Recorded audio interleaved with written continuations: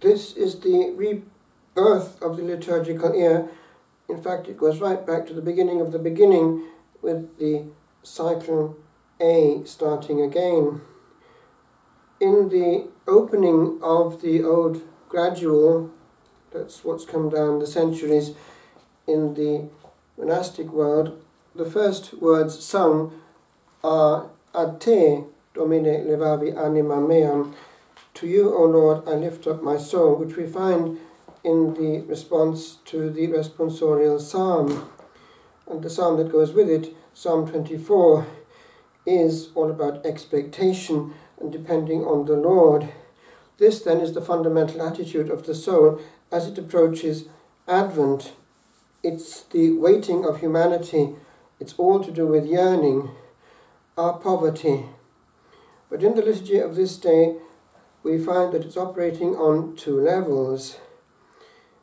We find in the Gospel itself that the waiting and warning has to do with two fields. One is that of the immediate end. It will be Jerusalem. But then we have, and this is what catches our attention in the Gospel as it develops, that of the coming of the Son of Man. Here we have eschatology coming in all its power. And we have then the corollary. What is the attitude of the soul before that fundamental truth to which no man can escape? We find it developed as it happens in the second reading, which is from the first letter of St. Paul to the Thessalonians. According to the exegetes, possibly, if not probably, the oldest part of the New Testament that we have, actually in its fullness. We may have very early traces of hymns coming through here and there, but this actually is a writing that comes in its integrity to the early church here, the community formed at Thessalonica, and St. Paul is writing from his heart, and it would also echo the context, which is that of the expectation of the Thessalonians, because the early Christians are presuming that the parousia, this coming of the Lord, is going to be swift, and hence there is a certain urgency. And we have St. Paul having to address the issue of people then taking this too far and neglecting their duties. They have to behave, nevertheless, as though the world were going to go on. They have to work. But we do have elsewhere in his writings other echoes of this expectancy. For instance, in the first epistle to the Corinthians, we have him developing the theme of urgency with regard to freedom. With regard to the issue of marrying or not, he contextualizes it. And although we do not know exactly when the Lord will come, that there will be an end to things and to our life in particular is beyond doubt. And therefore that urgency in some way still applies. And hence it does make sense to ask the question, in the short innings that I have, should I actually engage with the world? Because in that context, St. Paul does say that those who engage with the world should do so as though they were not being abused by it, completely engaging in it, that is to say. In other words, he is inviting to that supernatural vision there where we are. It applies also to relationships, because if one opts not to marry but to give one's virginity to the Lord, then one does have what St. Paul is talking about, that freedom to please the Lord alone, to have all one's interior energy flowing towards him, towards, therefore, a life of prayer and intimacy with him, which in the case of the married person can but be more difficult because energy is having to be channeled in many directions. St. Paul uses the expression divided. One is divided, whereas the classical way of giving one's heart to the Lord in virginity in the evangelical councils has that element of channeling completely in one direction. The word simplicity comes from two roots in Greek. One is towards, together, and the other is to bend. One is bending in one direction and one's energies are being channeled in one direction, whereas the multiplex is going in several directions and the intensity therefore is weakened when it comes out in many channels. We can't be too thinly spread. So that is the wider context, that if we are expecting in this spirit of emergency and urgency the Lord's return, either in our own death or in the end of things as we know them, then there will be this consequential also on the level of the urgency of our truth, that we will not be just orientated towards the immediate, the which is only relative when the long view of things is perceived for what it is. Now, in the city of the Lord, of which the first reading speaks, we have the Lord being himself the justice of the place. In the Hebrew, we have actually, for this word here, the Lord our integrity, which is given as the city's own name. The Lord is our just. That's what it actually means. Yahweh Sidkenu. And justice is something which we cannot escape. We have in this notion of justice more than just the question of righteousness and integrity. It is the whole question of wholesomeness. And for the Hebrews, the Sadiqim, these people were actually those who were, in our notion of things, given to the Lord as the saints.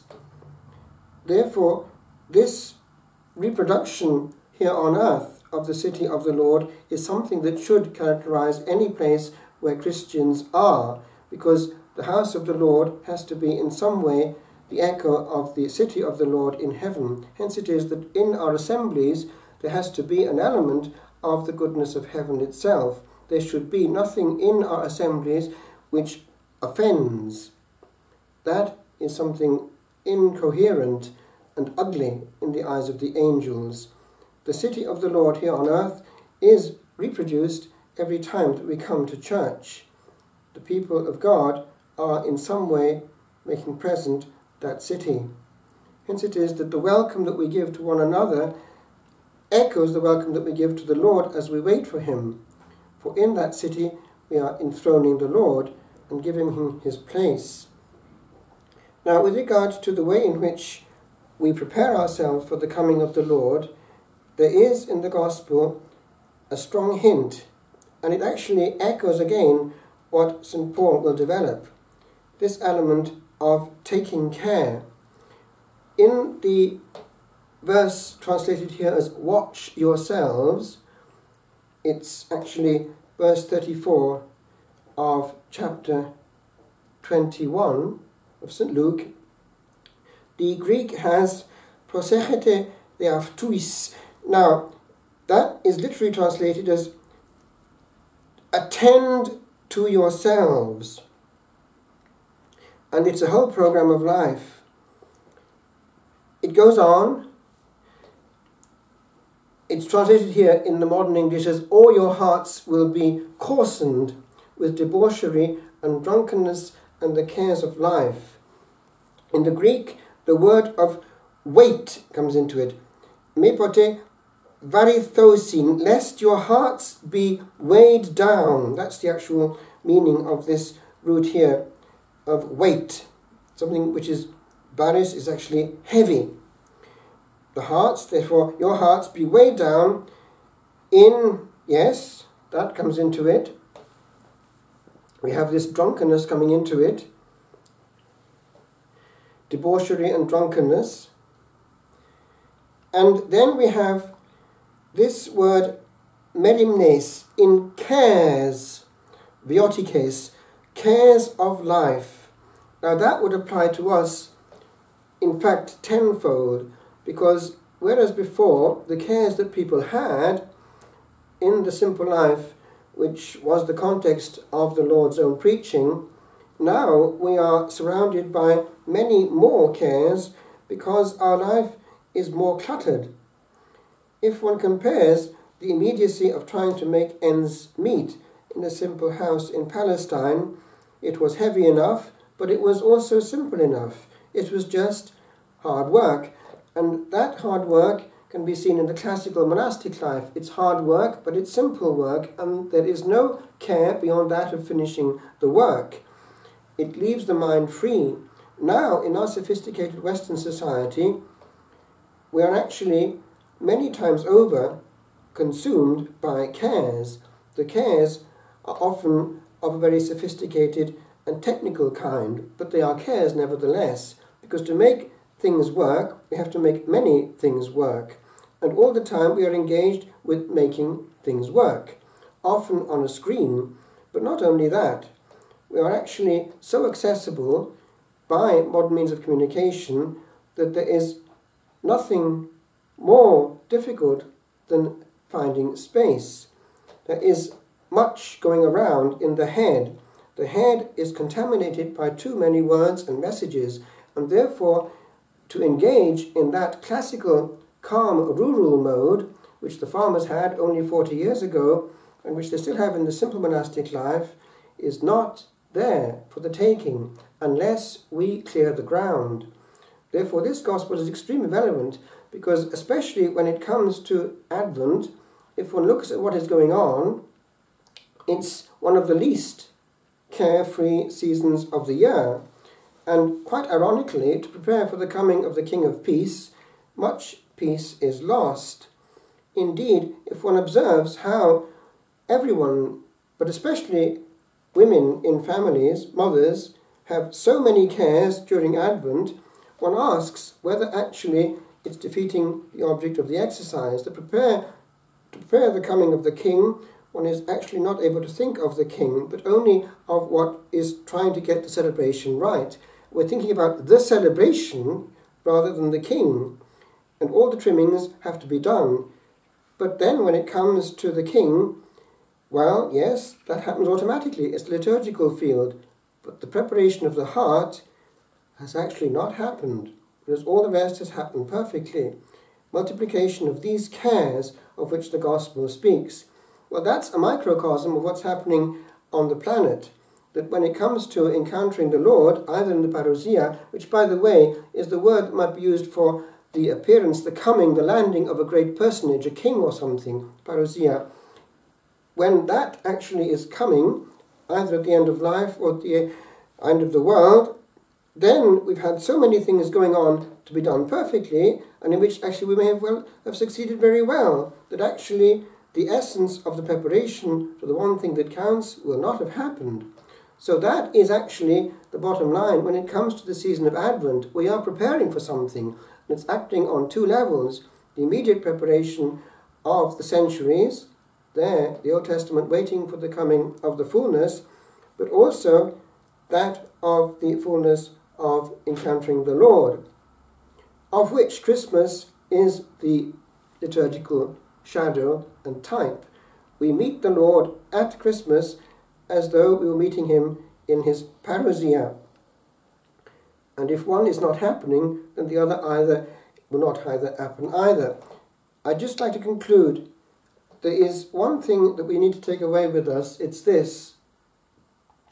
This conclusion of the Gospel, to stay awake, is a whole program of life. In the monastic world, it takes the form of keeping watch while the world is sleeping. And there is there a language which is typically monastic, agrugnete. This element of keeping watch is found in all monastic traditions and is still there very strongly in the strict monastic life, as in Mount Athos. They get up in the heart of night and they stay up.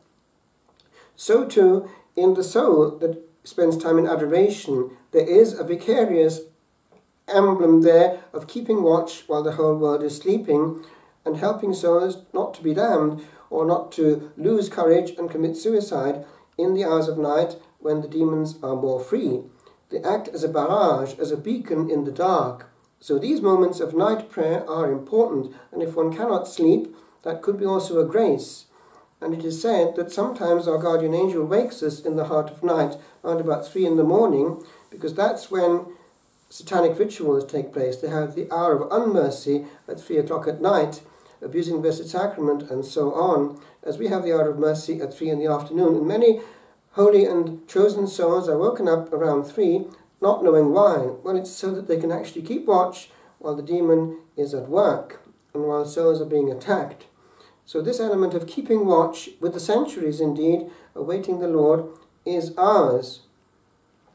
There's a world of difference between keeping watch before a screen, whether it's an interesting program on television or a whole load of one YouTube after the other, and going to bed about 2 in the morning, having done all kinds of useful, apparently, things, and getting up at 2 in the morning, having done nothing but sleep for a short time, but then having that virgin moment of pre-dawn. The demon knows it, and he's made it such that even in monastic communities, the dawn has been somehow lost in its mystical encounter, and the television and the internet has taken its place before going to bed ever later. It's a pity, because this cannot be retrieved. Once we plunge into work, having not had that encounter, pre-dawn encounter, it's not the same at all. It's important that we get this right, especially in the season of Advent. We cannot celebrate well what we haven't prepared for, and preparation is made on 2 levels. The external, which ensures the internal, but the internal, which gives sense to the external. And if the internal is not there, all the rest is empty, noisy, and self-defeating.